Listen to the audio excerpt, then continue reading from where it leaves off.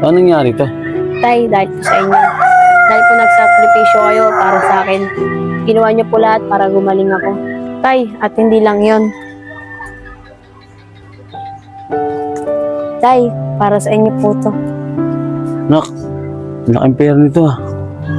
May ganito ko palang pera. Ba't hinayaan mo ako ng tito mo yung bahay natin? Di sana tinubusan natin sa kanya to. Tay, sinadya ko talaga. Para si kuya, matutong tumayo sa sarili niyang paa. Para malaman niya yung mga pagkakamali niya. Na mas inuna pa niya yung sarili niya kaysa pamilya niya. Para malaman natin, Tay, kung nakisisi ba si kuya o hindi. Titigyan natin kung mangingi siya ng tulong sa atin. Ganun ba anak? Yun ang desisyon mo eh. Pero anak, huwag mo kakalimutan. Kuya mo pa rin siya at kapatid mo siya. Opo, Tay, alam ko po yun. Sige na, Tay, pasok tayo sa bago nating bahay. Sige anak, ang dali lang.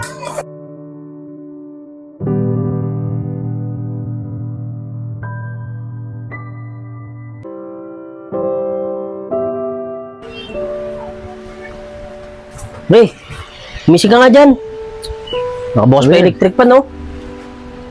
Ba't pinatay mo? Ano problema?